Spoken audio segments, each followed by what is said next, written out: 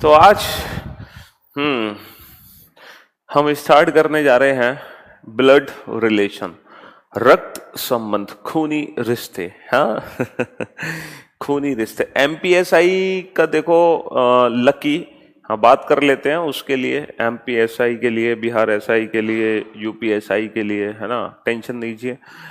आप पे सभी भगवान की कृपा है सर। अरे बस ये तो आप लोगों की दुआ है ना। खूनी रिश्ते, हाँ जी, आज खूनी रिश्ते हम पढ़ने जा रहे हैं। चलिए भाई। बिल,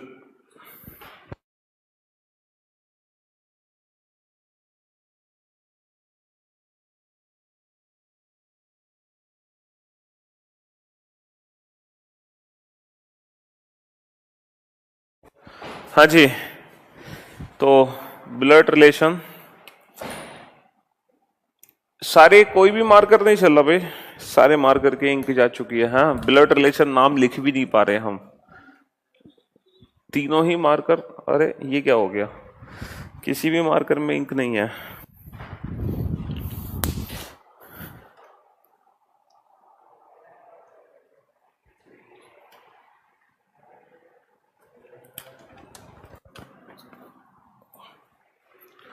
सर आपको कोई न्यू बैच स्टार्ट होगा नेक्स्ट मंथ में? यस सुनील, हर मंथ में एक बैच शुरू होता है, तो नेक्स्ट मंथ में भी बैच स्टार्ट होगा। पंखों से नहीं हौसलों से उड़ान होती है, सपनों उन्हीं के सच होते हैं जिनके सपनों में जान होती है। बिल्कुल सही कहा। इन तीनों में से एक भी मार्कर, सुनो, इन तीनों में से कोई भी मार्कर काम नहीं कर रहा, तीनों में इंक डलेगी। तीनों सूखे हुए हैं, बिल्कुल भी काम नहीं कर रहे तीनों में से कोई भी। तो एक रेड मार्कर या ब्लू मार्कर लेके आओ। हाँ जी, ब्लड रिलेशन, रक्त संबंध, जिसको हम हिंदी में बोलते हैं रक्त संबंध, है ना, खूनी रिश्ते, रक्त संबंध। अच्छा, ये जो ब्लड रिलेशन टॉपिक है काफी अच्छा टॉपिक है, मतलब बढ़िया टॉपिक है। और अच्छा टॉपिक इसलिए भी है क्योंकि हर एग्जाम में, each and every exams, her exam में इस चैप्टर के क्वेश्चंस बनते हैं। डेफिनेटली आप कोई भी एग्जाम देने जाते हो और अगर उस एग्जाम में रीजनिंग आती है तो डेफिनेटली ये टॉपिक का क्वेश्चन जरूर होगा, ब्लड रिलेशन का 100% होगा। ठीक है, हालांकि बैंकिंग में तो ब्लड रिलेशन के पूरे 5-5 क्वेश्चन आ जाते हैं, 5-5 क्वेश्चन। बाकी एग्जाम्स में तो सिर्फ 1 या 2 क्वेश्चन आते हैं, बट बैंकिंग में तो 5-5 क्वेश्चन आ जाते हैं ब्लड रिलेशन से रिलेटेड। इस टॉपिक में टोटल 3 टाइप्स के क्वेश्चंस बनते हैं: puzzle form, coded relationship, coded relationship और पॉइंटिंग फॉर्म, पॉइंटिंग फॉर्म। ये 3 टाइप्स के क्वेश्चन हैं जो इस चैप्टर के अंदर पूछे जाते हैं। अच्छा, बैंकिंग जो चैप्टर है ना, बैंकिंग जो एग्जाम्स हैं उनमें पजल और कोडेड रिलेशनशिप से क्वेश्चन ज्यादा आते हैं, और जो बाकी के एग्जाम्स हैं उनमें पजल और पॉइंटिंग फॉर्म के क्वेश्चन ज्यादा आते हैं। ठीक है, इसीलिए हम तो सारी टाइप ही पढ़ेंगे। अच्छा, ब्लड रिलेशन, रक्त संबंध, नाम से तो आपको टॉपिक काफी इजी लग रहा होगा। सर ब्लड रिलेशन तो सिंपल सा टॉपिक है, रिलेशन ही तो बताने हैं, और ये तो एक ऐसी चीज है जिससे हम बचपन से फैमिलियर हैं, बहुत अच्छे से फैमिलियर हैं बचपन से। नहीं बेटा, उस क्वेश्चन को छोड़ दो अमन, है ना, मेरे ख्याल से वो शीट में भी अपलोडेड है, उस क्वेश्चन को छोड़ दो जिस क्वेश्चन की आप बात कर रहे हो। मैंने कहा ना, सब्जेक्टिव क्वेश्चन नहीं करने हमें, ऑब्जेक्टिव क्वेश्चंस कर रहे हैं। ठीक है। अच्छा, नाम से तो काफी टॉपिक इजी है, लेकिन दिक्कत यह है कि जब एग्जाम में क्वेश्चन आता है ना, तो हमारे पास ना इतना टाइम नहीं होता कि हम अपने क्वेश्चन का आंसर कुछ ही सेकंड्स में कर सकें क्वेश्चन को पढ़ते ही। वहां पर हम कंफ्यूज हो जाते हैं। तो वही कंफ्यूजन आज आपका दूर होगा, और हम डिस्कस करते हैं कि कैसे हम ब्लड रिलेशन के क्वेश्चंस को कुछ ही सेकंड्स में सॉल्व करें। ठीक है, बेसिकली ब्लड रिलेशन चैप्टर के अंदर 2 कंसेप्ट हैं, 2 जिस पर पूरा का पूरा चैप्टर बेस्ड है। सिर्फ 2 ही कंसेप्ट हैं। पहला तो कंसेप्ट होता है जेंडर का। भाई जेंडर का कंसेप्ट मतलब, जब ब्लड रिलेशन की हम बात करेंगे तो जो 2 व्यक्तियों में हम ब्लड रिलेशन की बात करेंगे उनका जेंडर हमें पता होना चाहिए। भाई हो सकता है वो दोनों फीमेल हो, दोनों मेल हो, या एक मेल या फिर एक फीमेल हो, क्योंकि जो रिलेशंस होते हैं वो जेंडर के अकॉर्डिंग चेंज हो जाते हैं। अच्छा, दूसरा रिलेशन किस बेसिस पर चेंज होते हैं? According to generation gap. तो यही दो कंसेप्ट हैं जो इस पूरे चैप्टर के अंदर अप्लाई होने हैं, जेंडर और जनरेशन गैप। जेंडर यानी कि मेल फीमेल, महिला पुरुष। जनरेशन गैप यानी कि पीढ़ी का अंतर, है ना, पीढ़ी का अंतर होता है ना, जैसे आपके पापा आपसे एक पीढ़ी ऊपर हैं और आपके जो दादाजी हैं वो आपसे 2 पीढ़ी ऊपर हैं। तो जनरेशन गैप और जेंडर, ये दो ही कंसेप्ट है जो इस पूरे चैप्टर में हमें अप्लाई करने हैं। अब देखो मैं आपको बताता हूं इन दोनों कंसेप्ट का यूज करके हम अपना चैप्टर कैसे सॉल्व करते हैं। अकॉर्डिंग टू जनरेशन गैप, जो पर्सन सबसे पहले आता है ना उसको हम सबसे ऊपर रखते हैं। जैसे grandfather grand mother, grandfather grand mother मतलब दादा या दादी सबसे पहले आएंगे, तो इनको हम सबसे ऊपर रखेंगे। दादा या दादी सबसे पहले आएंगे तो सबसे ऊपर। Then after father mother, father mother माता और पिता। देन आफ्टर फादर मदर माता या पिता, ठीक है, अकॉर्डिंग टू जनरेशन गैप। और फिर then son daughter, son daughter मतलब पुत्र और पुत्री, वो इसके बाद आएंगे, ठीक है। अच्छा, अगर मैं अंकल और आंट की बात करूं तो अंकल और आंट को मुझे किस साइड रखना पड़ेगा? अंकल और आंट। सर जो अंकल और आंट होते हैं ना वो फादर और मदर के साथ होते हैं, क्योंकि जो अंकल और आंट है वो फादर और मदर की जनरेशन के हैं, तो इसलिए उनको हम उसके साथ रखेंगे, ठीक है। Boss is always on the top in the world, आपने मेरी जॉब की आशा लगा दी। अगर मैं बहुत पॉपुलरिटी बढ़ रही है, सब लोग ऑफलाइन छोड़ रहे हैं, ऑनलाइन की क्लास ले रहे हैं, आगरा में आपकी बहुत पॉपुलरिटी बढ़ रही है। अच्छा जी, सिर्फ आगरा नहीं, ऑल ओवर इंडिया। ये तो आप लोगों का प्यार है और हमारी मेहनत है। चलिए, तो ये है जनरेशन गैप का कंसेप्ट। जो पर्सन पहले आएगा उसको ऊपर, जो बाद में आएगा उसको नीचे। जैसे ग्रैंडफादर ग्रैंडमदर सबसे पहले आते हैं तो उनको सबसे ऊपर, फिर then after father mother, then after son daughter, ठीक है। अब बात करते हैं हम जनरेशन गैप, जेंडर की। अगर हम जेंडर की बात करें तो अकॉर्डिंग टू जेंडर, अगर कोई भी पर्सन मेल है, मेल यानी कि पुरुष, मेल यानी कि पुरुष, तो उसको हम रिप्रेजेंट करेंगे ट्रायंगल से। और अगर कोई भी पर्सन फीमेल है, फीमेल यानी कि महिला, फीमेल यानी कि महिला, तो हम उसको रिप्रेजेंट करेंगे सर्किल से, ठीक है। Triangle for male, circle for female. कुछ स्टूडेंट होंगे जो प्लस और माइनस से रिप्रेजेंट करते होंगे, लेकिन उससे कोई फर्क नहीं पड़ता, ठीक है। जो इजीएस्ट अप्रोच है वो मैं आपको बता रहा हूं। अब देखो इन दोनों कंसेप्ट का यूज कैसे करना है हमें, मेरी बात ध्यान से सुनना। इन दोनों कंसेप्ट का हमें यूज कैसे करना है? देखो, अगर मान लो एक इंफॉर्मेशन हमारे पास है, A is the father of B, A is the father of B, A B का पिता है, ए बी का पिता है। अब इस इंफॉर्मेशन को हमें, ए बी का पिता है, इस रिलेशन को हमें फैमिली ट्री से रिप्रेजेंट करना है। अब हम फैमिली ट्री कैसे बनाएं इस रिलेशन को रिप्रेजेंट करने के लिए? कैसे हम फैमिली ट्री बनाएं? तो सबसे पहले तो ये बताओ, अकॉर्डिंग टू जनरेशन गैप हम ऊपर किसको रखेंगे? सर जो पहले आएगा उसको ऊपर रखेंगे। जैसे ए बी का पिता है, तो पिता कौन है? ए, तो पहले आएगा ए, तो ए को रखेंगे हम ऊपर, ए को रखेंगे हम ऊपर और बी को रखेंगे हम नीचे। ए को रखेंगे हम ऊपर और बी को रखेंगे हम नीचे। अब इन दोनों में पिता कौन है? सर पिता ए है, इसीलिए हम ए को ट्राइंगल में बंद कर देंगे। A is the father of B, क्योंकि ट्राइंगल का मतलब मेल। तो ये जो छोटा सा ट्री बना, ये हमें क्या रिप्रेजेंट करेगा? ये रिप्रेजेंट करेगा ए बी का पिता है। ये हमें क्या बताएगा? ए बी का पिता है। क्योंकि किसी भी रिलेशन को हमें फैमिली ट्री से रिप्रेजेंट करना है, ठीक है। हमें कोई एरो नहीं बनाना। देखो पहले हम क्या करते थे, हम ऐसे लिखते थे ये पिता, तो ये सब काम हमें नहीं करने हैं, क्योंकि ये बड़ी कंफ्यूजिंग अप्रोच है, टाइम वेस्टिंग अप्रोच है।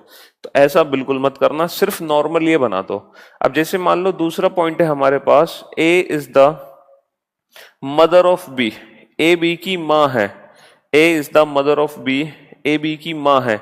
अब इसको हम कैसे रिप्रेजेंट करेंगे? A is the mother of B को, A is the mother of B, A B की माँ है, इसको हम कैसे रिप्रेजेंट करेंगे? सर ए को ऊपर, बी को नीचे, और जेंडर किसका पता है? ए का, तो इसीलिए ए को सर्किल में बंद कर देंगे। तो ये जो छोटा सा ट्री बना, ये हमें क्या रिप्रेजेंट करेगा? A is the mother of B, A B की माँ है। तो अकॉर्डिंग टू जनरेशन गैप आप पहले तो ऊपर नीचे डिसाइड करो किसको रखना है, और फिर जेंडर अगर जिसका पता हो, जिसका जेंडर पता हो उसको रिप्रेजेंट करो। यहां पर ए का जेंडर पता है, यहां पर ए का जेंडर पता है, ए यहां पर महिला है, ए यहां पर पुरुष है। ठीक है, हम किसी भी रिलेशन को बड़े प्यार से रिप्रेजेंट कर सकते हैं इस मेथड से। A is a son of B, मान लो पॉइंट होता ए बी का बेटा है। अब हम ऊपर किसको रखते? ए बी का बेटा है। अब हम ऊपर किसको रखें? हम ऊपर ए को रखें या ऊपर बी को रखें? ऊपर ए को रखें या ऊपर बी को रखें? सर ऊपर इस बार बी को रखना पड़ेगा, क्योंकि ए बेटा है तो बाद में आएगा। अच्छा, जेंडर किसका पता है इस बार? सर इस बार जेंडर हमें ए का पता है। ए सन है, सन है यानी कि ए ट्राइंगल में बंद कर दो। तो ये जो छोटा सा ट्री रिप्रेजेंट करेगा वो क्या रिप्रेजेंट करेगा आपको? A is a son of B, A B का बेटा है, ए बी का बेटा है। बेटा यहां पर जो बी है वो मेल नहीं है। हमें क्या पता कि बी इसका बेटा है या बी इसका बेटी, बी इसकी बेटी है? हमें बी का जेंडर नहीं पता। बी इसका बेटा है या बी इसकी बेटी है, हमें क्या पता? इसीलिए यहां पर हमें बी का जेंडर नहीं पता। लेकिन यहां पर भी हमें बी का जेंडर नहीं पता, क्योंकि ए बी का बेटा है तो बी इसकी मां भी हो सकती है और बी इसका पिता भी हो सकता है। ठीक है, तो जेंडर जिसका पता हो उसी को हम ट्राइंगल सर्किल में बंद करेंगे, अदरवाइज हम कुछ भी यूज नहीं करेंगे। ठीक है, तो ये सारे पॉइंट्स हैं, आप लोग मेरे साथ साथ इन पॉइंट्स को ना लिखते जाओ, सारे पॉइंट्स को जो मैं लिखने जा रहा हूं। मतलब हम हर रिलेशन को इन इंडिविजुअल पॉइंट से रिप्रेजेंट करने वाले हैं। चौथा रिलेशन लिखो बेटा, A and B are brothers, A और बी भाई हैं। अब बताओ अकॉर्डिंग टू जनरेशन गैप हम ऊपर किसको रखें?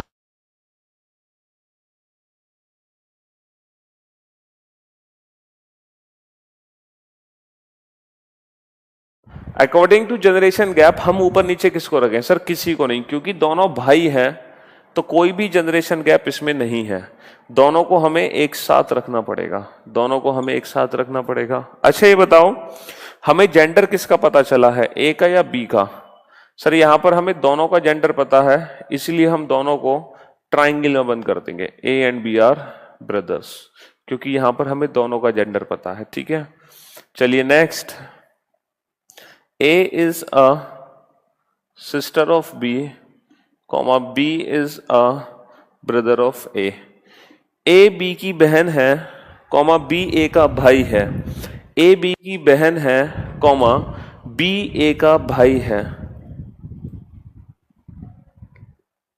A B की बहन है, कॉमा B A का भाई है। अब यहां पर कोई जनरेशन गैप है?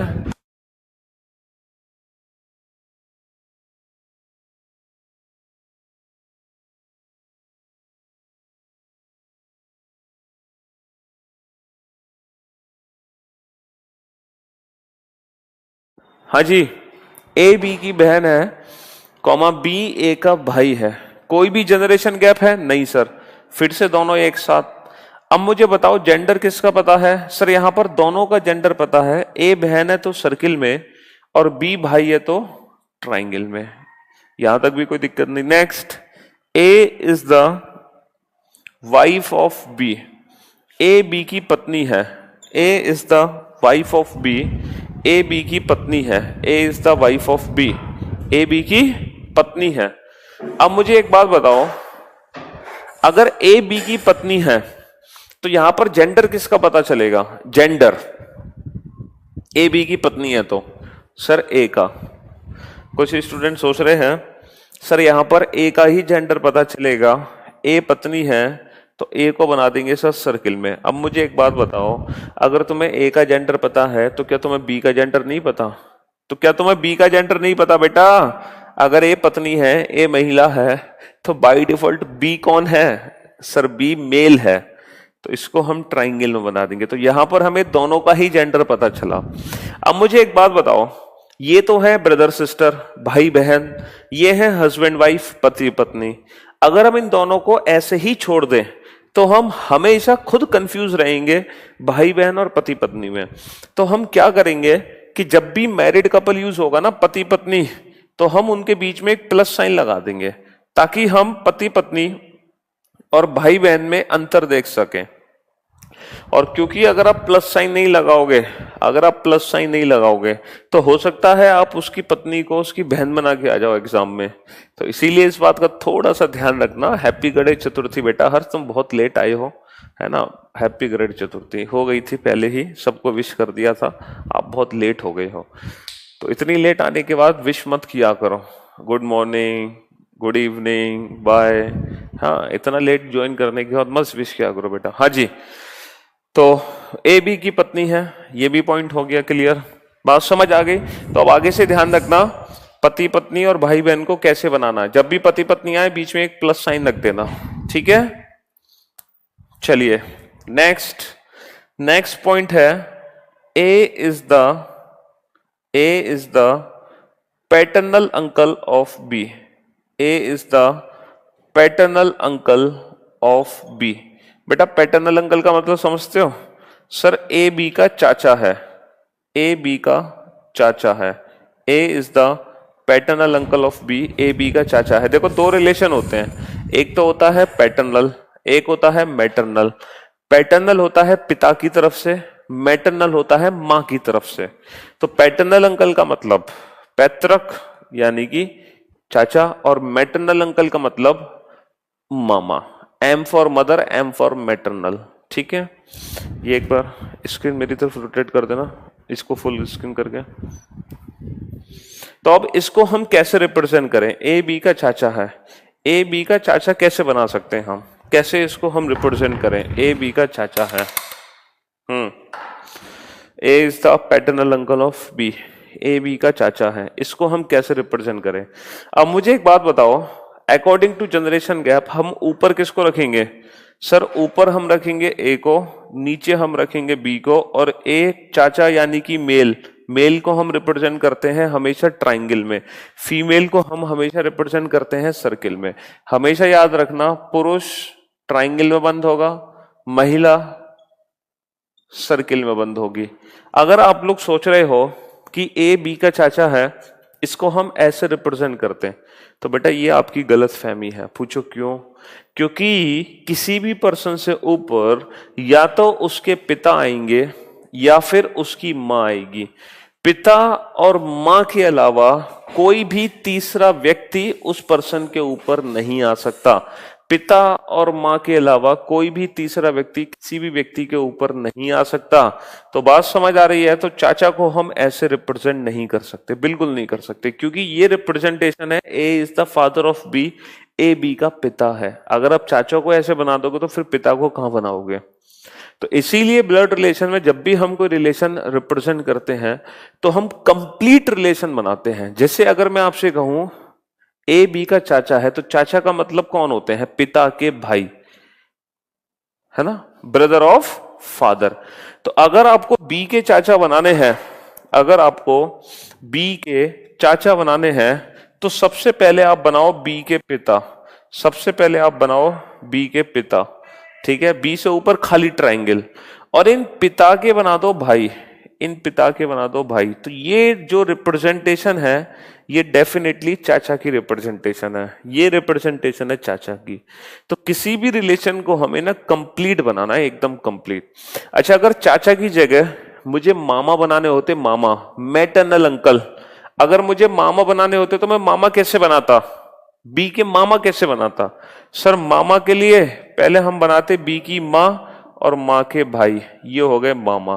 तो कहने का मतलब है कोई भी रिलेशन हो, हम किसी भी रिलेशन को कुछ ही सेकंड्स में रिप्रेजेंट कर सकते हैं। तो हमें कंप्लीट रिलेशन रिप्रेजेंट करना होता है, कंप्लीट, ठीक है, कंप्लीट रिलेशन। ऐसा नहीं चाचा तो ठीक ऊपर, तो चाचा पिता के भाई है इसलिए पहले हमने पिता बनाए, मामा माँ के भाई है इसलिए पहले हमने माँ बनाई, ठीक है। तो कोई भी रिलेशन आ जाए, हम हर रिलेशन को आसानी से रिप्रेजेंट कर सकते हैं। अच्छा, अगर मान लो चाचा की जगह ताऊ जी होते, तो ताऊ को कैसे बनाते? कैसे बनाते ताऊ को? हाँ सर, कोई दिक्कत नहीं। चाचा थे, चाचा थे तो ट्राइंगल थोड़ा छोटा बना दिया, ताऊ है तो ट्राइंगल थोड़ा बड़ा बना देंगे। तो बेटा ये गलती मत करना, ट्राइंगल का साइज है ना एज के अकॉर्डिंग कम या ज्यादा मत करना, क्योंकि चाचा हो या ताऊ हो बात एक ही है, दोनों का मीनिंग सेम होता है। ऐसा नहीं कि चाचा अलग से पूछेगा ताऊ अलग से पूछेगा। पहली बात तो एग्जाम में ताऊ वर्ड यूज नहीं होता, वहां पर चाचा ही वर्ड यूज होता है, ठीक है। क्योंकि अगर आप ट्राइंगल का साइज उसकी उम्र के हिसाब से बढ़ाने लगे तो दादाजी के लिए फिर सोच लो कितना बड़ा ट्राइंगल बनाओगे, और परदादा के लिए तो फिर पेज ही खत्म कर दोगे तुम, है ना। तो इसीलिए उम्र के हिसाब से यहाँ पे ट्राइंगल का साइज छोटा बड़ा नहीं होगा। सिर्फ जेंडर और जनरेशन गैप, ये दो कंसेप्ट हैं जो यूज होंगे हमेशा। चलिए अब एक और पॉइंट है आप लोगों के लिए, ए इज द, चलो ये भी पॉइंट आप लोगों के लिए है, बनाओ फटाफट से ट्री, बताओ। एज, अरे बेटा इसको गर्लफ्रेंड मत समझना, ये गर्लफ्रेंड नहीं है बेटा, ये है ग्रैंडफादर, दादाजी। ए बी के दादा हैं, दादा, ये ग्रैंडफादर है बेटा, grandfather. Girlfriend out of syllabus है, उसका कोई फैमिली ट्री नहीं बन सकता, वो हमारे सिलेबस से बाहर है, ठीक है। अब देखो बी के दादा कैसे बनाओगे? दादा कौन होते हैं सर? सर दादा होते हैं पिता के पिता, दादा होते हैं पिता के पिता। अगर आपको बी के दादा बनाने हैं तो पहले हम बनाएंगे बी के पिता, बी के फादर, और इनके भी बना दो फादर, तो इसके पिता के पिता हो गए दादा, बस सिंपल, ग्रैंडफादर हो गए। अच्छा, दादा की जगह अगर मुझे नाना बनाने होते तो मैं नाना को कैसे रिप्रेजेंट करता? सर नाना भी सिंपल है, जैसे ये पिता के पिता हो गए तो नाना होते हैं माँ के पिता, तो पहले इसकी माँ बनाओ और फिर उनके पिता बना दो, तो ये हो गए इसके नाना। तो दादा हो नाना हो कोई भी रिलेशन हम रिप्रेजेंट कर सकते हैं इजीली, ये दादा और ये नाना, ठीक है, किसी भी रिलेशन को हम इजीली बना सकते हैं। बेटा चाचा का मतलब होता है पिता के भाई, बी के चाचा बनाने हैं तो आप पहले बी के पिता बनाओ, पिता के भाई बना दो, हो गए चाचा। चतुर्भुज, दीपक गुचावली, बेटा चतुर्भुज ही होते हैं रेक्टेंगल स्क्वायर्स, और क्या है? चतुर्भुज नहीं है रेक्टेंगल स्क्वायर्स, और क्या है? अगर आपसे चतुर्भुज पूछेगा तो आपको टोटल नंबर ऑफ रेक्टेंगल ही निकालने हैं जी। नवा point, A is a son in law of B, A is a son in law of B, A B का दामाद है, ए बी का दामाद है। नाना को इंग्लिश में बोलते हैं मैटरनल ग्रैंडफादर और दादा को बोलते हैं पैटर्नल ग्रैंडफादर। देखो ब्लड रिलेशन में थोड़ा सा ना कंफ्यूजन रहता है कि अगर मान लो पेपर में ग्रैंडफादर आ गया तो हम कंफ्यूज हो जाते हैं कि दादा के लिए है या नाना के लिए है। तो जनरली जो ग्रैंडफादर होता है वो दादा के लिए ही होता है। अगर वहां पे मैटरनल ग्रैंडफादर लिखा है तो वो पक्का नाना के लिए होगा। और थोड़ा सा अगर कंफ्यूजन है तो आप क्वेश्चन को हिंदी में देख लो, वहां से कंफ्यूजन दूर हो जाएगा आपका, ठीक है। पोता और नाती में कंफ्यूजन रहता है, बताइए सर। बेटा देखो पोता होता है बेटे का बेटा, ठीक है, पुत्र का पुत्र, सन ऑफ सन, वो होता है पोता। और देवता होता है बेटी का पुत्र, देवता होता है बेटी का पुत्र, ठीक है। तो पोता और देवता ये दो वर्ड यूज होते हैं एग्जाम में, ठीक है। चलिए इस पॉइंट को रिप्रेजेंट करो, A is a son in law of B, A B का दामाद है। अब बी का दामाद कैसे बनाओगे? हाँ जी, बी का दामाद कैसे बनाओगे? सर हमें बी का दामाद बनाना है तो पहले हम बनाएंगे, हमें बी का दामाद चाहिए तो पहले हम बनाएंगे बी की बेटी और इसकी बेटी की करा देंगे शादी, ये हो गया इसका दामाद। A is the son in law of B. अच्छा बी इसकी सास भी हो सकती है, बी इसका ससुर भी हो सकता है, बट ए इसका दामाद है क्योंकि इसकी बेटी का पति है। कोई भी रिलेशन आ जाए, किसी भी रिलेशन को हम इजीली रिप्रेजेंट कर सकते हैं। कोई भी रिलेशन आ जाए, कोई भी, हर रिलेशन बड़ी आसानी से शो हो सकता है। Next relation, A is a daughter in law of B. A B की बहू है, ए बी की पुत्र वधू है। हिंदी में बोलते हैं डॉटर इन लॉ को पुत्र वधू। ए बी की पुत्र वधू है, ए बी की पुत्र वधू है, ए बी की पुत्र वधू है। अब इसको कैसे बनाएंगे? ए बी की पुत्र वधू है को बी की पुत्र वधू बनानी है, ये बी है, इनकी बहू बनानी है। अब इनकी बहू कैसे बनेगी? सर पहले बनाओ इसका बेटा और इसके बेटे की करा दो शादी, तो ये हो गई इसकी बहू। A is the daughter in law of B, A B की पुत्र वधू है। तो जो भी रिलेशन आपके माइंड में हो, जो भी रिलेशन आपके माइंड में हो, हम हर रिलेशन को इजीली रिप्रेजेंट कर सकते हैं, चाहे कोई भी रिलेशन क्यों ना आ जाए। ठीक है, चलिए आपके माइंड में अगर कोई और रिलेशन है, सर अगर मान लो ये वाला रिलेशन आ गया तो हम इसको कैसे बनाएंगे, तो आप पूछ सकते हो। कोई भी रिलेशन आपको लगता है कि सर अगर मान लो ये हो तो उसका ट्री कैसे बनेगा? कोई भी रिलेशन जो आपको लगता है थोड़ा सा कंफ्यूजिंग है, सर इसको हम कैसे बना सकते हैं, तो आप पूछ सकते हो। और देखो मैं आपको ये नहीं पढ़ाऊंगा ब्लड रिलेशन चैप्टर में कि साला कौन होता है, साली कौन होती है, बुआ कौन होती है, फूफा जी कौन होते हैं, है ना, क्योंकि रिलेशन से आप लोग बचपन से फैमिलियर हो, तो मुझे लगता है ये मुझे पढ़ाने की जरूरत नहीं है कि पापा की बहन को क्या कहते हैं, है ना। फूफा बनाने हैं बेटा, हाँ फूफा बनाना चाहते हो, चलो बी के फूफा बनाने हैं हमें। A is the paternal uncle of B, इसके फूफा जी बनाने हैं। अब मुझे बताओ इसके फूफा जी कैसे बनाओगे? फूफा मौसा एक ही बात है, मतलब जैसे फूफा बनेंगे मौसा भी हम बना सकते हैं। ठीक है, नाती पोता बात एक ही है बेटा, नाती पोता एक ही बात होती है। ठीक है, और मैंने नाती पोता बनाए तो थे अभी, अगर मैं इसका जेंडर डिफाइन कर दूं तो ये इसका पोता हो जाएगा, सिंपल सी बात है। देवता, अगर मैं इसका जेंडर मेल कर दूं तो ये इसका देवता हो जाएगा, उसमें क्या दिक्कत है। हाँ जी, अब हम मनाने जा रहे हैं इसके फूफा जी। अब मुझे बताओ फूफा जी कौन होते हैं? सर बुआ के हस्बैंड, बुआ जी के हस्बैंड। और बुआ जी कौन होती है? सर फादर की सिस्टर।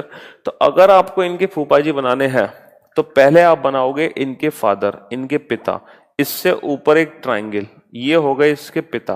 अब पिता की बना दो बहन, ये हो गए इसकी बुआ, और बुआ की करा दो शादी, तो ये हो गए इसके फूफा। तो A is the paternal uncle of B, A B के फूफा जी हैं। बस किसी भी रिलेशन को हम इजीली बना सकते हैं। ठीक है भाई, ये हो गए इसके फादर, ये फादर की सिस्टर, ये हो गई इसकी बुआ, और ये इनके हस्बैंड, तो ये हो गए इनके फूफा जी। तो ऐसे ही मौसा जी बनाने थे तो यहां पर मदर बना दो, तो ये मदर की सिस्टर मौसी, मौसी के हस्बैंड मौसा जी, बात एक ही है। कोई भी रिलेशन हो बड़े प्यार से उसको रिप्रेजेंट कर सकते हैं, किसी भी रिलेशन को। ठीक है, आगे बात समझ। कजिन है तो कोई दिक्कत नहीं है भाई, सिंपल सी बात है, इन दोनों के जो बच्चे हैं वो कजिन ही तो है, A and B are cousin.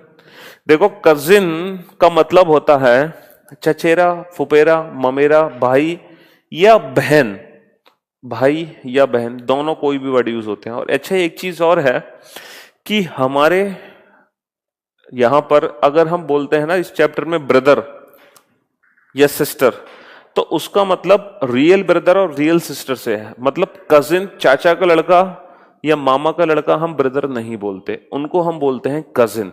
चाचा, मामा, बुआ के लड़के को हम बोलते हैं कजिन, या उनकी लड़की को बोलते हैं कजिन। अगर हम ब्रदर सिस्टर बोलते हैं तो इसका मतलब वो सगे भाई बहन है। ठीक है, अच्छा दूसरी चीज, हमारे इस चैप्टर में, इस चैप्टर के अंदर जो हमारे सिलेबस के अंदर है, सिर्फ एक ही फादर है, एक ही मदर है, किसी भी पर्सन की एक से ज्यादा शादी नहीं हो सकती है, वो सब आउट ऑफ सिलेबस है। डाइवोर्स हमारे सिलेबस में है नहीं। ठीक है, बात समझ आ रही है? तो हम जब भी क्वेश्चन सॉल्व करते हैं बाय डिफॉल्ट हमारी अंडरस्टूड होता है कि एक ही फादर है, एक ही मदर है, और डाइवोर्स हुआ नहीं है, और एक से ज्यादा शादी हो नहीं सकती। ठीक है, ये बाय डिफॉल्ट अंडरस्टूड है। ठीक है, ये सिलेबस के अंदर है। भतीजा, भतीजा या भतीजी को बोलता, भांजा या भांजी, भांजा या भतीजा को बोलते हैं नेफ्यू, भांजी या भतीजी को बोलते हैं, है ना, नीस, नेफ्यू और नीस। चलिए, सहोदर का मतलब होता है बेटा, सहोदर का मतलब होता है सिवलिंग्स। एक वर्ड होता है सहोदर, सहोदर का मतलब होता है सिवलिंग्स, यानी कि भाई या बहन, भाई या बहन। सहोदर होता है भाई या बहन, सिवलिंग बोलते हैं एक ही, है ना, एक ही माता पिता की दो संतानें होती हैं तो वो सहोदर कहलाती हैं, सिवलिंग्स, ईदर ब्रदर और सिस्टर, इट डजंट मैटर। ठीक है, हाँ जी। तो आप लोगों ने इन सारे रिलेशंस को रिप्रेजेंट करना तो सीख लिया, इन सारे रिलेशंस को रिप्रेजेंट करना तो सीख लिया, लेकिन सर जब एग्जाम में क्वेश्चन आता है तो एग्जाम में आए हुए क्वेश्चन को, एग्जाम में आए हुए क्वेश्चन को हम सॉल्व कैसे करते हैं, एग्जाम में आए हुए क्वेश्चन को हम सॉल्व कैसे करते हैं। ठीक है, ये अब मैं आपको बताऊंगा कि पेपर में जब क्वेश्चन आएगा तो जो कंसेप्ट हमने सीखा है उस कंसेप्ट का यूज करके एग्जाम में आया हुआ क्वेश्चन कुछ ही सेकंड में कैसे सॉल्व होगा। तो सबसे पहले हम आज शुरू करेंगे ब्लड रिलेशन की puzzle form.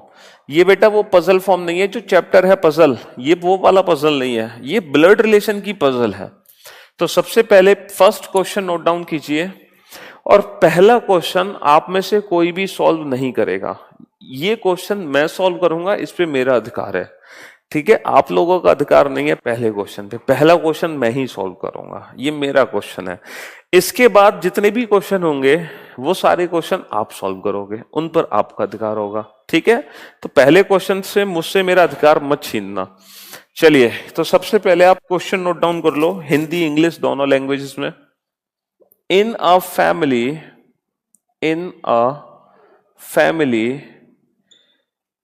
A is the husband of B. एक परिवार में A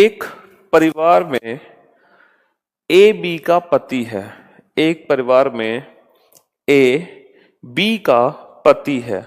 In a family, A is the husband of B. एक परिवार में A B का पति है, ए बी का पति है।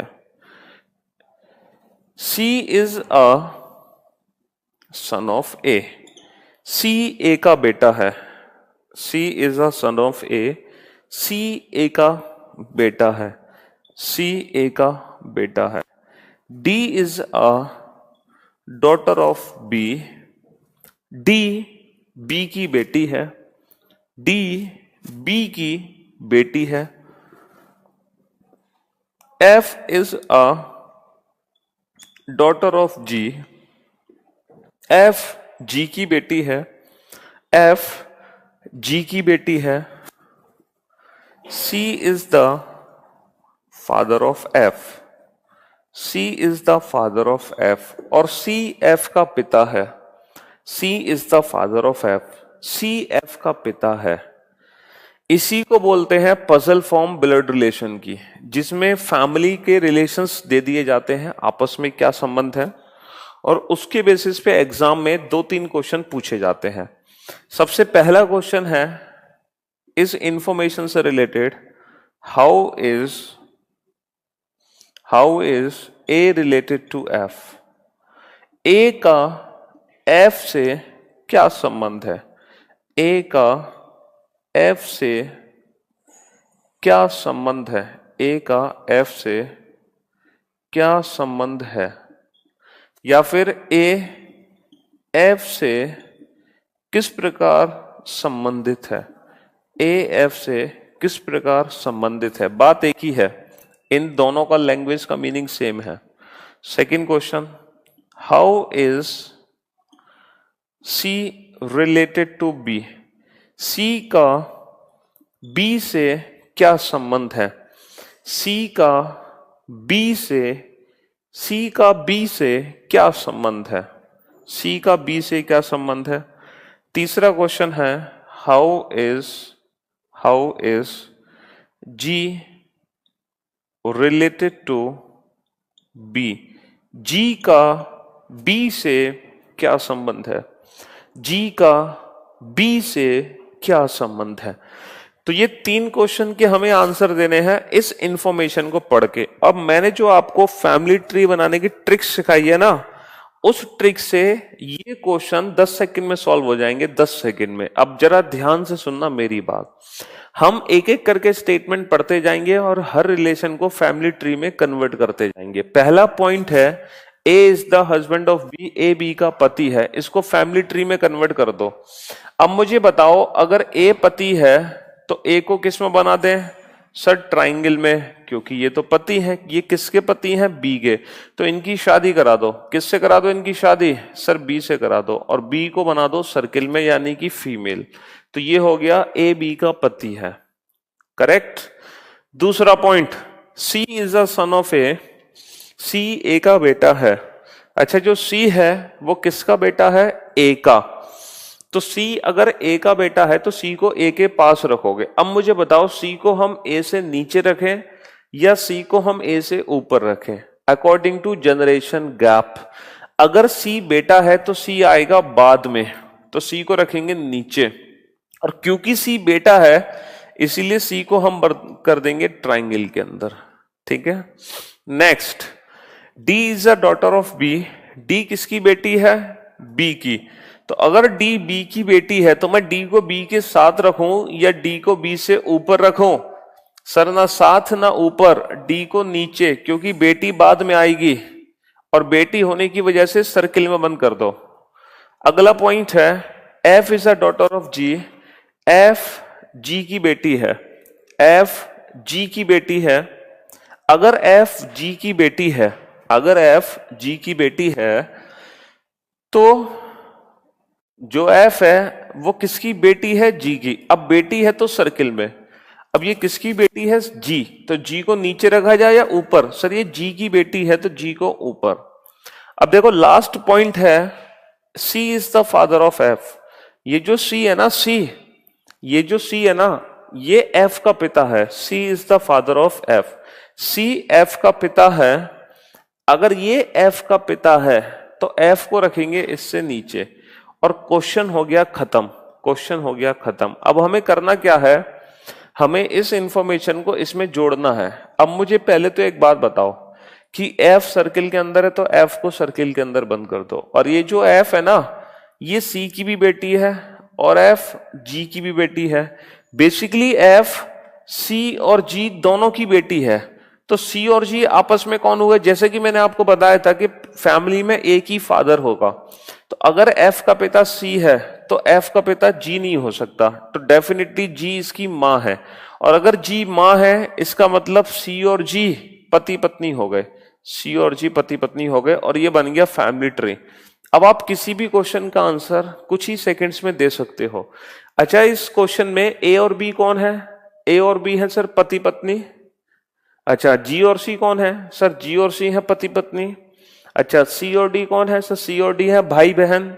अच्छा, जी और सी की बेटी कौन है, एफ। अब देखो हम हर क्वेश्चन का आंसर कैसे देंगे। पहला क्वेश्चन हमसे पूछा है, how is A related to F. ये जो ए है ना, ए, इसका एफ से क्या संबंध है। तो बेटा मैं आपको एक बात बताना चाहता हूं फॉर योर काइंड इंफॉर्मेशन, जब हम ब्लड रिलेशन में क्वेश्चन पूछते हैं ना, तो जल्दबाजी में ना हम उल्टा आंसर दे देते हैं, जल्दबाजी में हम उल्टा आंसर दे देते हैं। पूछा है हमसे ए का एफ के साथ रिलेशन, और हम बताकर आ जाते हैं एफ का ए के साथ रिलेशन। तो मैं आज आपको वो डाउट दूर करता हूं, जब भी आपसे पूछे ना how is A related to F, A का एफ से क्या संबंध है, तो बेटा याद रखना हमें बताना है हु इज ए, ए कौन है, हमें ए के बारे में बताना है। How is A related to F मतलब हु इज ए कौन है, ए एफ से किस प्रकार संबंधित है, ए, तो ए के बारे में बताओ। तो ए कौन है, एफ का, सर एफ के पिता का पिता, और पिता का पिता हो गया इसका ग्रैंडफादर, दादा, तो ए एफ का दादा है। अच्छा, सेकंड क्वेश्चन है, how is C related to B, C का बी से क्या संबंध है, तो हमसे पूछा है हु इज सी, सी कौन है, बी का, सर सी बी का बेटा है, सर सी बी का बेटा है। अच्छा, नेक्स्ट क्वेश्चन है how is G related to B. G कौन है बी की? सर ये इसका बेटा, बेटे की पत्नी, बहू, daughter in law. How is G related to B? Daughter in law, पुत्र बधू। How is G related to B? इसके बेटे की वाइफ, उसकी बहू, डॉटर इन लॉ, पुत्र बधू। जरूर होगा अंबुज, सब कुछ कराएंगे एक एक करके, ठीक है। इसके भी बहुत क्वेश्चन आते हैं बेटा यूपीएसआई में, बेसिकली हर एग्जाम में आता है बेटा। हाँ, उसमें भी सिलेबस में है ऋषि। चलो भाई, अब आप ये फैमिली ट्री नोट कर लो फटाफट से, और इसके अकॉर्डिंग सारे रिलेशन सॉल्व कर लो फटाफट से। तो ये ट्री, ये अप्रोच है, ठीक है।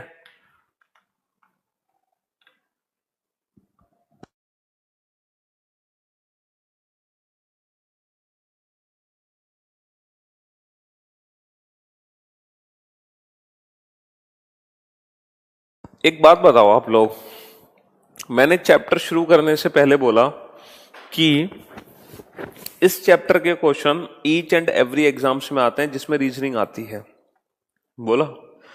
अब आप इसके बाद ये पूछ रहे हो कि सर यूपीएसआई में आता है, दिल्ली पुलिस में आता, मतलब इसका क्या है? इसका क्या मतलब है? जब मैंने आपको बता दिया ईच एंड एवरी एग्जाम्स में इस चैप्टर के क्वेश्चन आते हैं, है ना, उसके बाद भी आप पूछ रहे हो सर इसमें आता है, उसमें आता है। अरे मैं कैसे कहूं, लिख के यहां लिख दूं?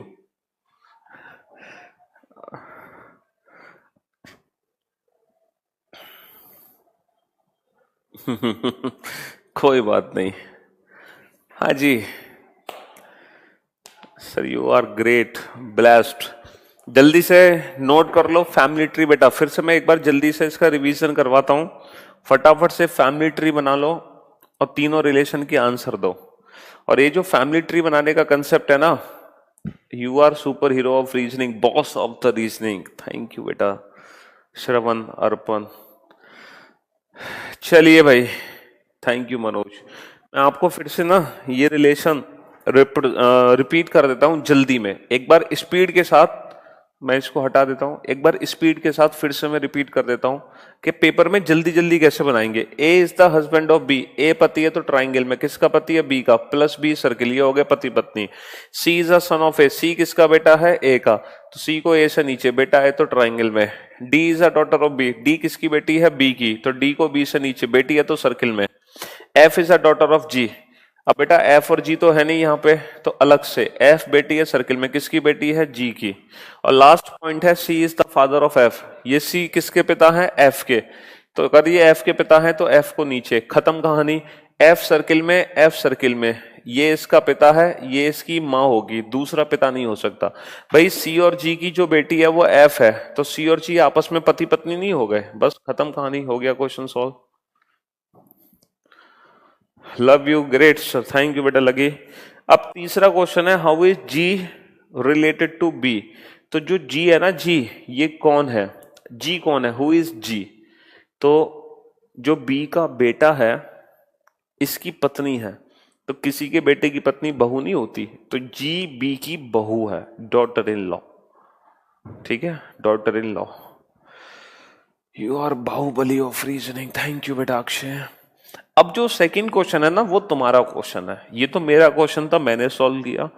अब जितने भी क्वेश्चन बोर्ड पे लिखे जाएंगे वो सारे क्वेश्चन तुम्हारे हैं, उन सब के आंसर्स तुम्हें देने हैं, ठीक है। अब मेरा कोई रोल नहीं होगा, अब सारे आंसर्स तुम्हें देने हैं। दोगे कैसे? पहले ये फैमिली ट्री बनाना, उसके बाद आंसर देना, ठीक है। पहले ये फैमिली ट्री बनाना, उसके बाद। चलिए भाई,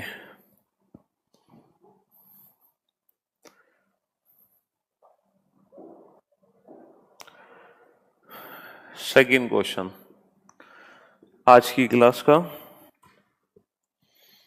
B is a son of C. B is a son of C, but C is not the mother of B.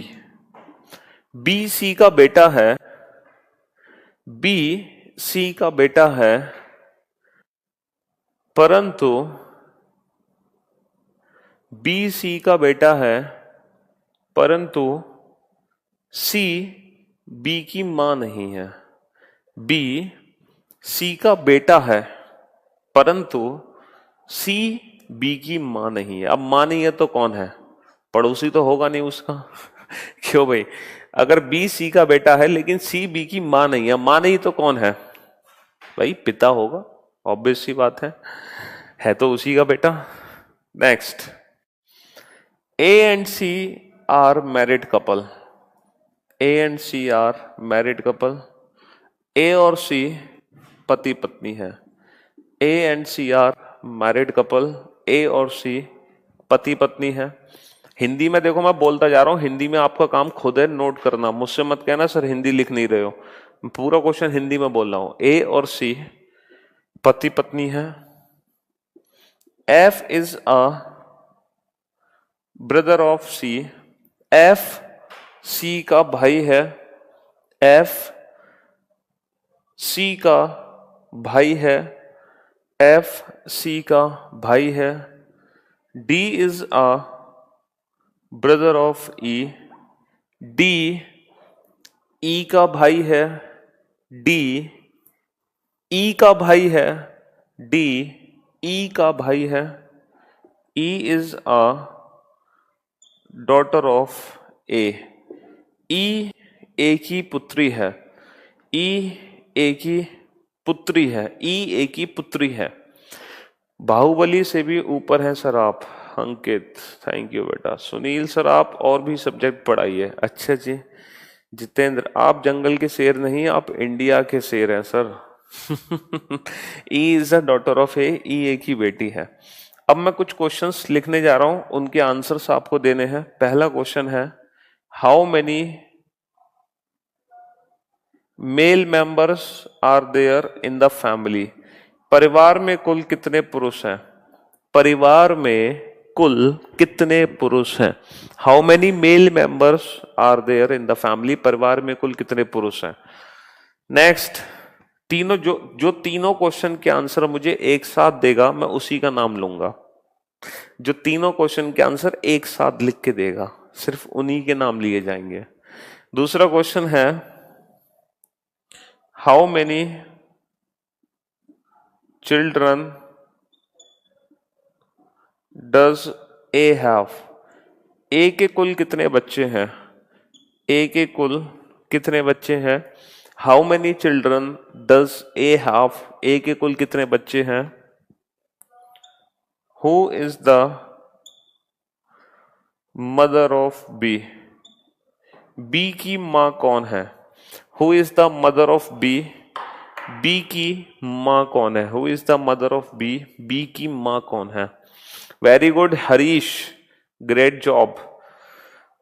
Very good Poonam, very good Puneet, Arna, very good Harsh, very good Vikas, very good Champa Rani, very good Shanvi, थोड़ी सी mistake हुई है। सचिन, कपिल, रुचि, शशि, अमन, रवि, अभिषेक, पंकज, प्रियांशु, अमित, उम्मीद, अभिषेक, शशि, अमित, अंशुमन, सागर, पंकज, सत्येंद्र, अभिषेक, कार्तिक, अमित, गिरिराज, नेहा, सत्येंद्र, गिरिराज तुम्हारा गलत था, सत्येंद्र, भूपेंद्र, पंकज, सत्यम, प्रियांशु, यशपाल, यशपाल तुम्हारा गलत है। बाकी सबका very good, good job, good effort, शानदार, thank you Shubham.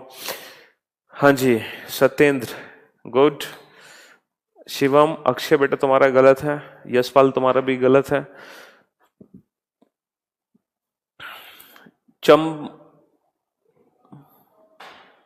Champa Rani, sir I am mail. तो अगर आप मेल हो तो आपने अपना नाम चंपा रानी क्यों रखा हुआ है? हाँ भाई, चंपा रानी नाम क्यों रखा हुआ है? और कह भी रहे हो सर आई एम मेल।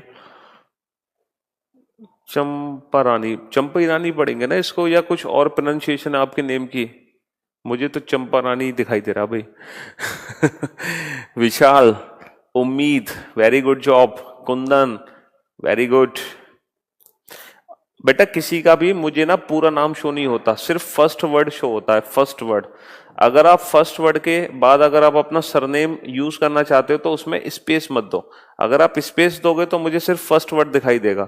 आप बिना स्पेस के पूरा नाम लिख दो तो, है ना, अंडर स्कोर मार के लिख सकते हो अपना सरनेम, तो शायद मुझे दिखाई देगा। हाँ जी कार्तिक, चंपक लाल गड़ा नहीं है वो।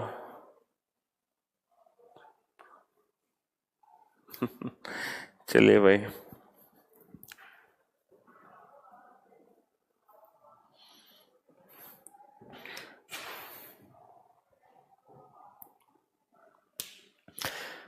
बहुत सारे बच्चों के आंसर, मतलब 99% आंसर सही है। 1% ऐसे बच्चे हैं जिनके आंसर गलत है। चलिए कोई दिक्कत नहीं, 1% तो होनी भी चाहिए। अगर 1% भी गलत आंसर नहीं होंगे तो मेरा भी तो पढ़ाने का मन नहीं करेगा। अगर सारे ही सही आंसर दे देंगे तो फिर मेरा पढ़ाने का मन नहीं करेगा। मैं सोचूंगा आप सभी तो पहले से इंटेलिजेंट हो, क्या पढ़ाऊं मैं आपको, है ना। तो वो आंसर गलत देने भी जरूरी है। चलिए, तो उन लोगों को मेरा धन्यवाद जिनके आंसर्स गलत है। चलिए भाई, पहला पॉइंट है B is a son of C, B C का बेटा है। अब मुझे एक बात बताओ, ध्यान से समझना हो, बोर्ड पर देखो सब कुछ छोड़ के, बी सी का बेटा है। बेटा कौन है? बेटा कौन है? यहां बना देते हैं इसको, यहां से हटा देते हैं।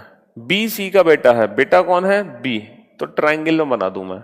अच्छा, ये किसका बेटा है? सर ये सी का बेटा है।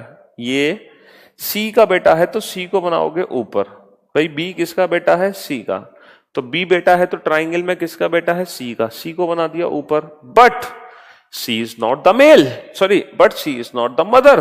लेकिन सी मां नहीं है, मां नहीं है इसी का बेटा, तो ये इसका पिता हो गया, ये इसका पिता हो गया। ये था फर्स्ट पॉइंट, ये था फर्स्ट पॉइंट। अब आ जाओ सेकंड पॉइंट पर। A and C are married couple, A और सी पति पत्नी है। अब अगर ए और सी पति पत्नी है तो ये जो सी है इनकी पत्नी कौन है? इनकी पत्नी ए है। इनकी शादी करा दो, प्लस किसके साथ? ए के साथ। ये ए और सी पति पत्नी हो गए। F is a brother of C, F किसका भाई है? सी का।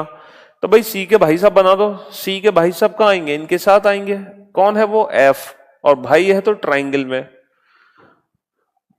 D is a brother of E, D किसका भाई है? डी ई का भाई है। अब डी भाई है तो ट्राइंगल में किसका भाई है? ये ई का। लेकिन ई का जेंडर हमें अभी तक नहीं पता, इसको अलग से बना दिया हमने। और लास्ट पॉइंट है E is a daughter of A, E A की बेटी है। ई किसकी बेटी है? ए की। इसकी बेटी बनानी है, बेटी। अब अगर आप इसकी बेटी बनाना चाहते हो तो इससे नीचे बनाओ, और क्योंकि बेटी बनाना चाहते हो तो इसको सर्किल में बंद कर दो। E is a daughter of A. अच्छा, इसका ये कौन है? इसका सर ये भाई दे रखा है, तो ये इसी के साथ बना दो, और ये हो गया फैमिली ट्री कंप्लीट। अब आप किसी भी क्वेश्चन का आंसर दे सकते हो। पहला क्वेश्चन आपसे पूछा है, पहला क्वेश्चन आपसे पूछा है how many male members are there, तो कितने मेल होंगे? सर जितने त्रिभुज उतने मेल होंगे, अंकित कश्यप। जितने ट्राइंगल उतने मेल। कितने triangle? 1 2 3 4 triangle, 4 male. How many male members are there in the family? 4। दूसरा पॉइंट है how many children does A have, A के कुल कितने बच्चे हैं? ये ए है, इसके कितने बच्चे हैं? 1 2 3। कितने बच्चे हैं? 3। How many children does A have? 3। Next, who is the mother of B, B की मां कौन है? ये जो बी है इसकी मां कौन है? सर इसकी मां ए है। तो एक बार फैमिली ट्री बन जाए, और जैसे ही फैमिली ट्री बनेगा फिर हम हर क्वेश्चन का आंसर दे सकते हैं। चाहे हमसे कोई भी क्वेश्चन पूछ ले, हम हर क्वेश्चन का आंसर देते हैं, बशर्ते फैमिली ट्री बन जाना चाहिए।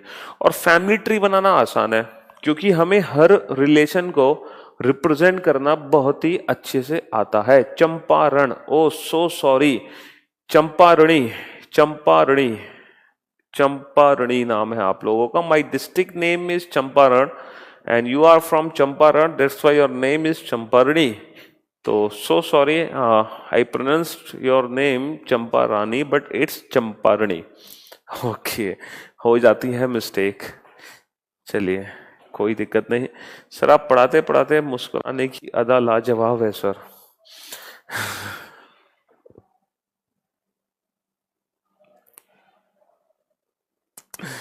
चलिए,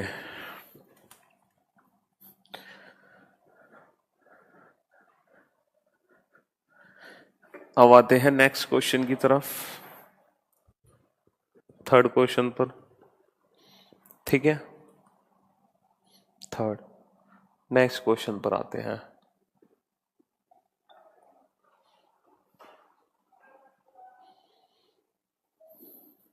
अभी तो बहुत क्वेश्चन कराने हैं बेटा, अभी एक नहीं, बहुत और बहुत सारे क्वेश्चन कराने हैं। लिखिए, इन अ फैमिली, एक परिवार में, इन अ फैमिली, एक परिवार में, ओहो विशाल, विशाल कह रहे हैं सर फ्लोर वाला क्वेश्चन भी कराना। अरे विशाल मेरी जान, ये जो पजल है ना, पजल, ये ब्लड रिलेशन की पजल है। बेसिकली एक पजल चैप्टर अलग है जो हम सीटिंग अरेंजमेंट के साथ पढ़ते हैं। ये दोनों चैप्टर डिफरेंट हैं, इनको हम अलग से पढ़ेंगे। वो पजल चैप्टर अलग है जिसमें फ्लोर पजल आती है, बॉक्स पजल आती है, कंपैरिजन पजल आती है, हाइट एंड वेट पजल, बहुत सारी पजल के क्वेश्चंस आते हैं, बट वो चैप्टर ही अलग है बेटा। और ये सीटिंग अरेंजमेंट चैप्टर अलग है। बेसिकली ये सिर्फ और सिर्फ ब्लड रिलेशन की पजल है। बात समझ रहे हो? पजल चैप्टर में अलग से पढ़ाऊंगा बिल्कुल, लेकिन फिलहाल मैं ब्लड रिलेशन की पजल पढ़ा रहा हूं, सिर्फ और सिर्फ ब्लड रिलेशन। ठीक है, ये चैप्टर तो बाद में स्टार्ट होंगे। चलिए, गुड अंकित कश्यप, वेरी गुड। चलिए, इन अ फैमिली, एक परिवार में, एक परिवार में, in a family, A is a brother of B. A B का भाई है, ए बी का भाई है। एक परिवार में ए बी का भाई है। A is a brother of B, A B का भाई है। C is the father of A, C A का पिता है। C is the father of A, C A का पिता है। C is the father of A, C A का पिता है। सी ए का पिता है। D is a brother of E, D E का भाई है। डी ई का भाई है। डी ई का भाई है। E is a daughter of B, E B की बेटी है। ई बी की बेटी है। E is a daughter of B, E B की बेटी है। ई बी की बेटी है। क्वेश्चन है, फर्स्ट क्वेश्चन है, how is B related to D, B का डी से क्या संबंध है। How is B related to D, B का डी से क्या संबंध है।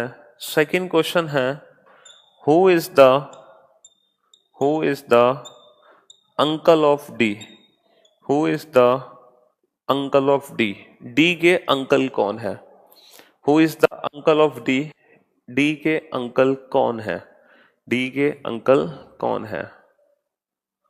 डी के अंकल कौन है। Who is the uncle of D. ये जो क्वेश्चन है ना, पहला क्वेश्चन, ये स्पेशल क्वेश्चन है। अभी मैं आपको बताऊंगा ये स्पेशल क्वेश्चन क्यों है। फिलहाल आप दोनों क्वेश्चन के आंसर दो जो आप आंसर दे सकते हो, फिर मैं आपको बताऊंगा ये फर्स्ट क्वेश्चन स्पेशल क्वेश्चन क्यों है।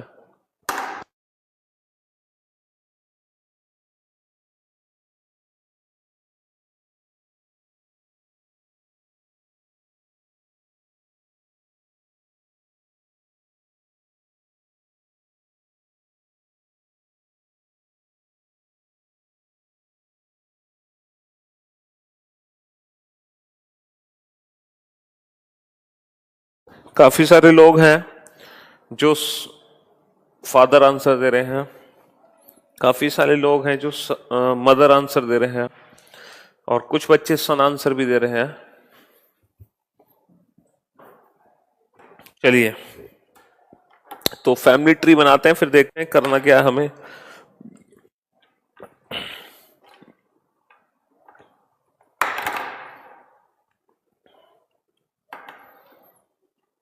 हाँ भाई, A is a brother of B. A B का भाई है, बना लो भाई ए को बी का भाई। ए ब्रदर है तो ट्राइंगल में ये किसके भाई है? बी के। तो अगर ये बी के भाई हैं तो बी को हम 7 बनाएंगे, और बी का जेंडर हमें नहीं पता।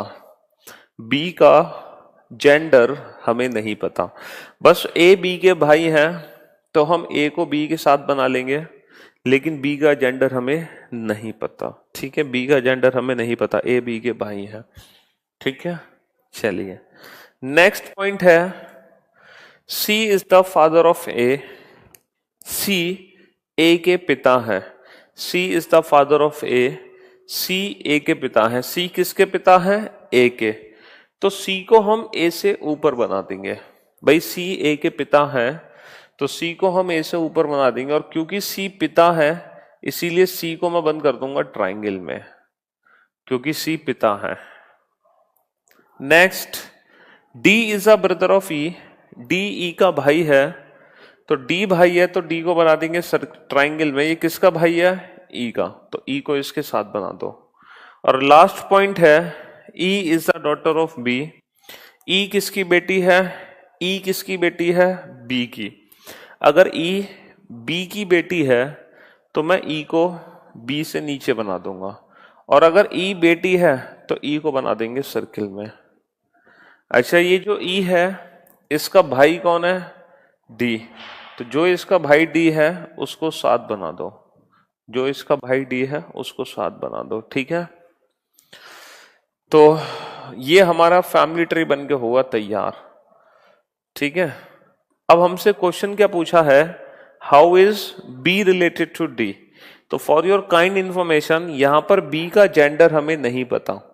तो यहां पर अगर हमें बी का जेंडर नहीं पता तो बी जो डी का पिता भी हो सकता है और बी डी की मां भी हो सकती है। तो इस क्वेश्चन का आंसर है ईदर मदर और फादर। मतलब या तो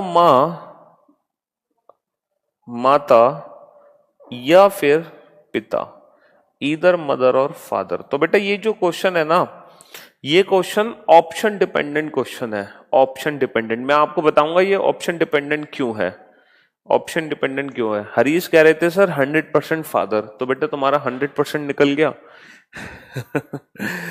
तो ईदर मदर और फादर। चलिए नेक्स्ट क्वेश्चन है, who is the uncle of D. D के अंकल कौन है? तो ये जो डी है ना, इनके अंकल कौन है? देखो, बी इसकी माँ हो या बी इसका पिता हो, डी के अंकल हमेशा ए ही होंगे। डी के अंकल हमेशा ए ही होंगे, चाहे बी कोई भी हो, डी के अंकल हमेशा ए ही होंगे।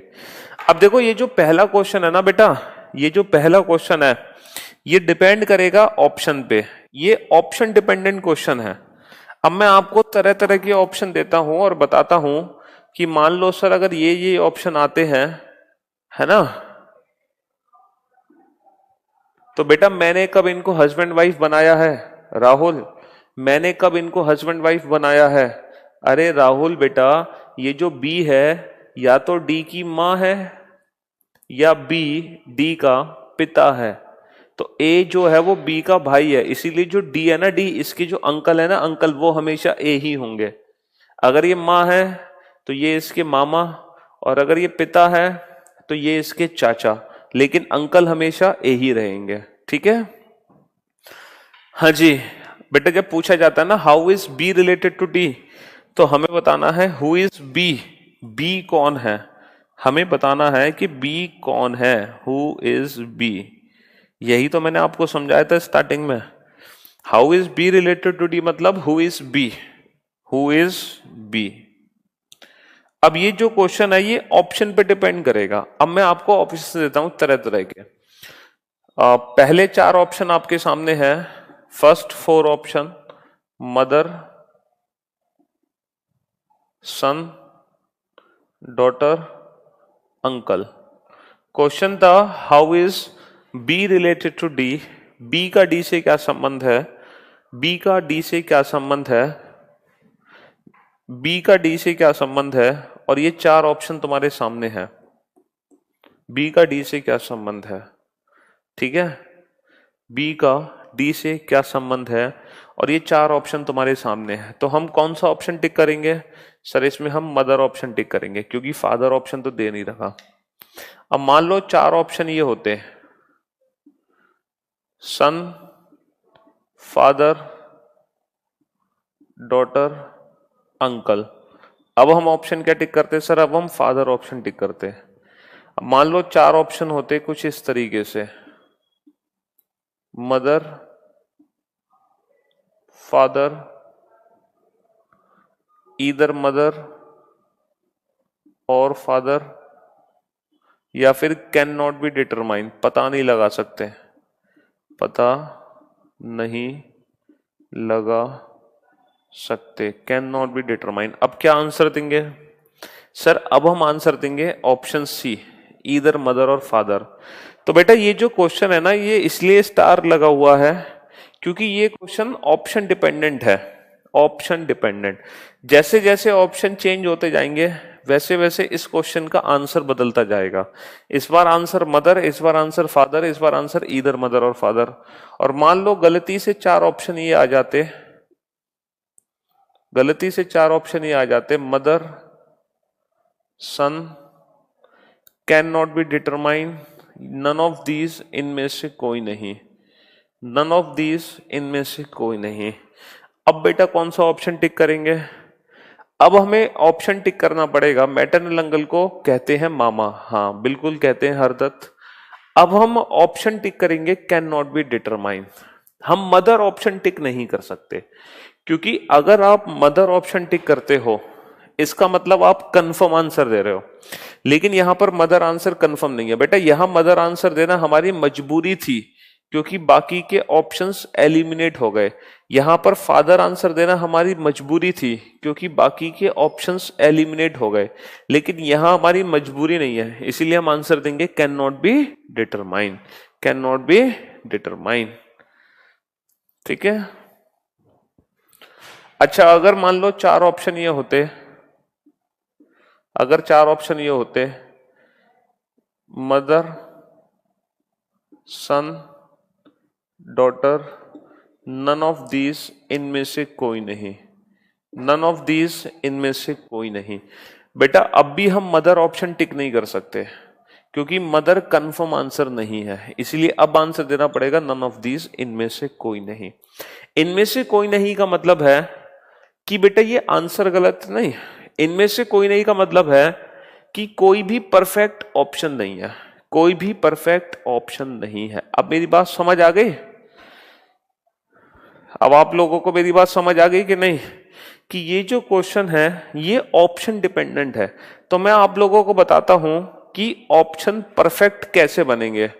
स्पेशली अंकल चाचा होते हैं बेटा, हाँ हाँ अंकल चाचा होते हैं, लेकिन वहां पर पूछा गया था डी के अंकल, तो डी के अंकल ए ही बन सकते हैं, कोई और नहीं बन सकते, इसलिए हमें ए ही आंसर देना पड़ेगा, वो चाहे चाचा हो या मामा हो, इससे कोई फर्क नहीं पड़ता।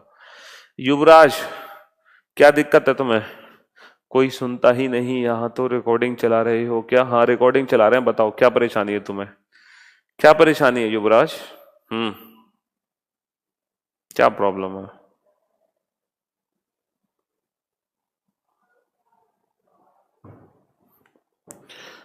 ए के नीचे लिखोगे तो बेटा वो उसका बेटा लगेगा सुमन, इसीलिए हमने डी को थोड़ा साइड में लिख दिया ताकि वो उसका बेटा ना लगे, ठीक है ना। तो अब मैं आपको बताता हूं ये जो क्वेश्चन है ना इसके परफेक्ट ऑप्शन कैसे बने। बेटा इसके परफेक्ट ऑप्शन बनेंगे, सबसे पहले आप ऑप्शन छांटोगे ईदर मदर और फादर का। अगर आपके दिए गए ऑप्शन में से चाहे कुछ भी हो, अगर ईदर मदर और फादर का ऑप्शन है तो 110% यही आपके क्वेश्चन का आंसर बनेगा, 110% यही आपके क्वेश्चन का आंसर बनेगा। मैं आपको प्रेफरेंस बता रहा हूं कि जो जिस क्वेश्चन के 2 आंसर आते हैं ना, ठीक है, जिस क्वेश्चन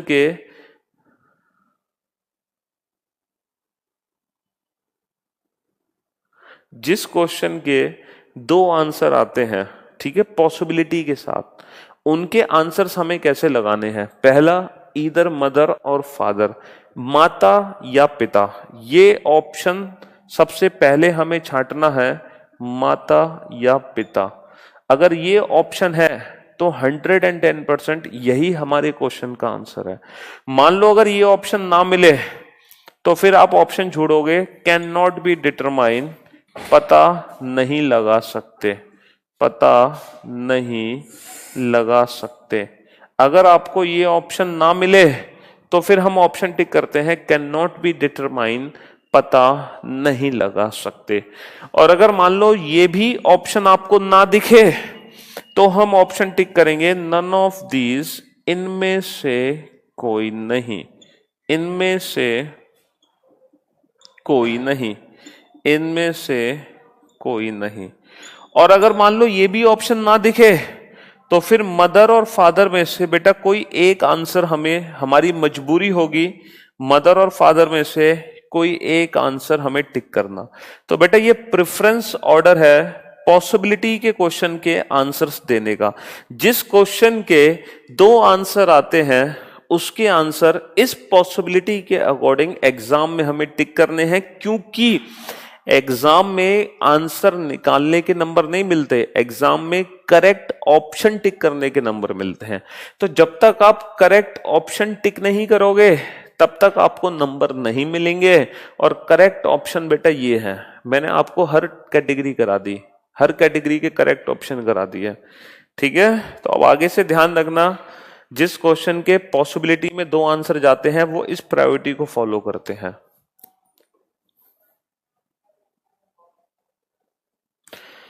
युवराज, शायद तुमने लेट क्लास ज्वाइन किया ना बेटा, और मैंने आपको क्वेश्चन कराने से पहले बोला था कि ये मत कहना, और वही बात तुमने कह दी। इसका मतलब तुमने लेट क्लास ज्वाइन किया, और अगर टाइम से क्लास ज्वाइन किया इसका मतलब आप मुझे सुन नहीं रहे ढंग से। मैंने ये बोला था कि मुझसे ये मत कहना कि सर क्वेश्चन हिंदी में भी लिखाओ या हिंदी में नहीं करा रहे, क्योंकि मैं सारे क्वेश्चन जैसे जैसे इंग्लिश में लिखता जा रहा हूं वैसे वैसे हिंदी में बोलता जा रहा हूं सारे क्वेश्चन। लेकिन आपने क्या है ना, अभी एकदम अचानक से आ गए हो क्लास देखने और आपने देखा सब कुछ तो सर ने बोर्ड पे इंग्लिश में लिखा है, सर यानी कि हिंदी में तो पढ़ा नहीं रहे आज, बस चालू कर दिया तुमने कमेंट करना कि हिंदी में लिखो, हिंदी में लिखो। अरे है ना, तो बीच में आके डिस्टर्ब करने की जरूरत नहीं है बेटा। मैं हर चीज, जो भी चीज मैं बोर्ड पे इंग्लिश में लिखता हूं उसको हिंदी में कम से कम 3 बार बोलता हूं, 3 बार बेटा, है ना, क्योंकि इंग्लिश मुझे खुद नहीं आती, मैं इंग्लिश में क्या पढ़ाऊंगा तुम्हें।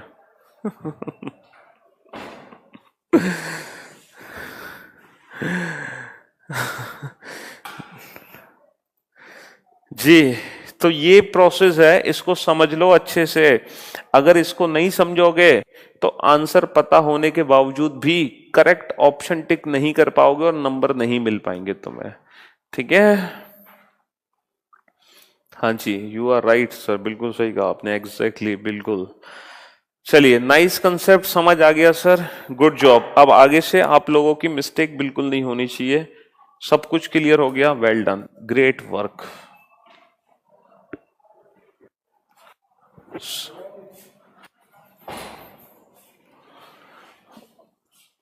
चलिए, अच्छा, जब हम क्वेश्चन सॉल्व करते हैं ब्लड रिलेशन के पजल फॉर्म के, तो कभी कभी ना 2 सेंटेंस को हम जोड़कर एक सेंटेंस बनाते हैं, कभी कभी हम 2 सेंटेंस को जोड़कर ना एक कंसेप्ट, एक सेंटेंस बनाते हैं, और उसको इंग्लिश में बोलते हैं जैसे कंजक्शन या फिर रिलेटिव प्रोनाउन वर्ड होते हैं, है ना, जिसके थ्रू हम 2 सेंटेंस को जोड़कर एक बनाते हैं। तो जब आप पजल चैप्टर पढ़ोगे, सीटिंग अरेंजमेंट चैप्टर पढ़ोगे या फिर नॉर्मल पजल चैप्टर पढ़ोगे, तो वहां पर इनका यूज होना है रिलेटिव प्रोनाउंस का। तो हमें उन रिलेटिव प्रोनाउंस के बारे में ना पता होना पहले से बहुत जरूरी है, ठीक है। आपकी जितनी तारीफ की जाए उतना ही कम है सर। समझ गए 100%। चलिए भाई, तो मैं आपको उन रिलेटिव प्रोनाउंस के बारे में बता दूं क्योंकि वो जानना हमारे लिए बेहद जरूरी है, वरना हम क्वेश्चन को समझ नहीं पाएंगे, ठीक है जी। चलिए, thank you so much all of you. अब सबसे पहले फर्स्ट स्टेटमेंट नोट डाउन करो, पहला स्टेटमेंट लिखो, फर्स्ट स्टेटमेंट। नेफ्यू नीज अभी सारे क्वेश्चन कराएंगे, अभी तो शुरुआत है, चैप्टर खत्म नहीं हुआ कनिष्क का, अभी बहुत कुछ बाकी है पढ़ना। चलिए, तो पहला क्वेश्चन लिखो सबसे पहले, फर्स्ट स्टेटमेंट। ए इज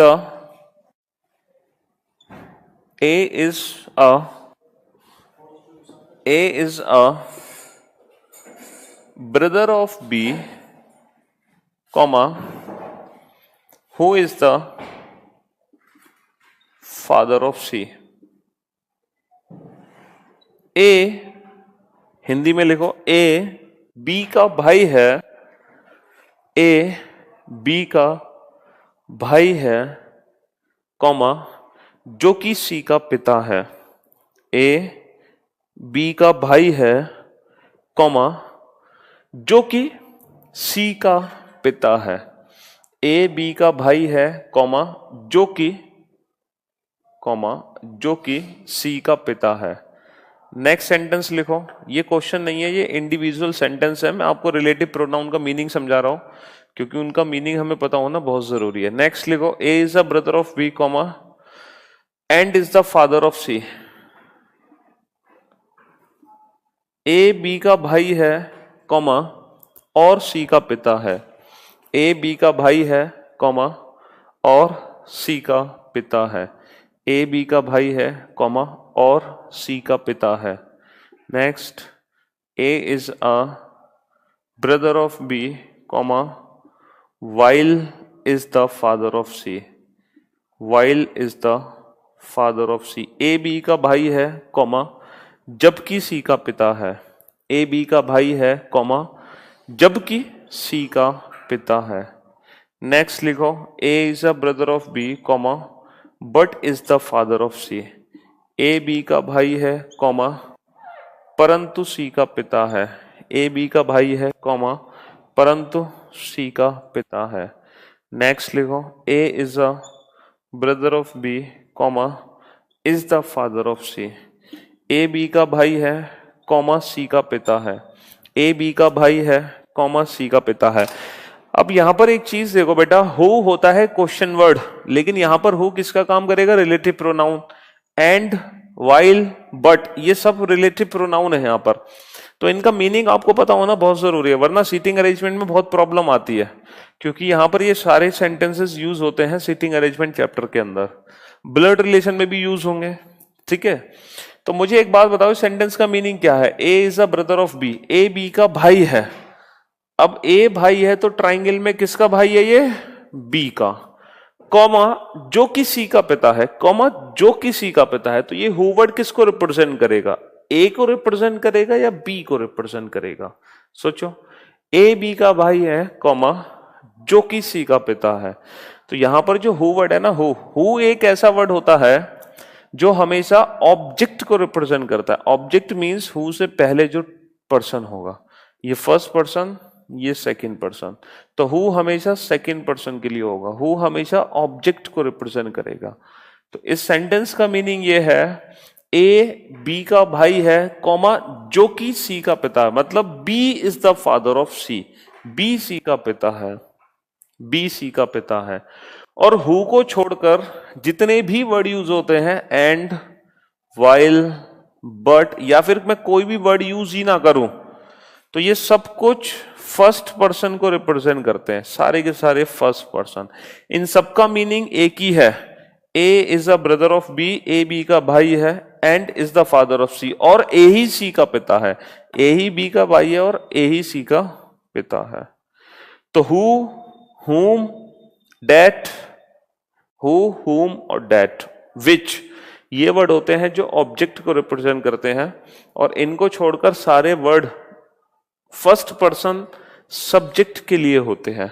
अब आगे से गलती नहीं होनी चाहिए थी आप लोगों से, ठीक है।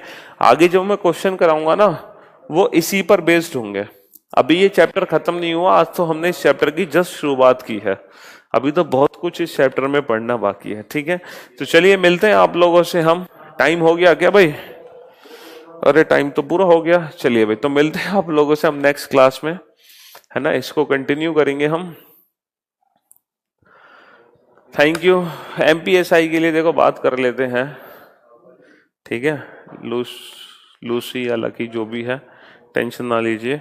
चलिए तो भाई, thank you so much guys, thanks a lot, ठीक है। मिलते हैं आप लोगों से नेक्स्ट क्लास में, तब तक के लिए अलविदा, goodbye, take care yourself, love you too, love you all, ठीक है। और अगेन चलते चलते गणपति पप्पा मोरिया, ठीक है। Okay bye.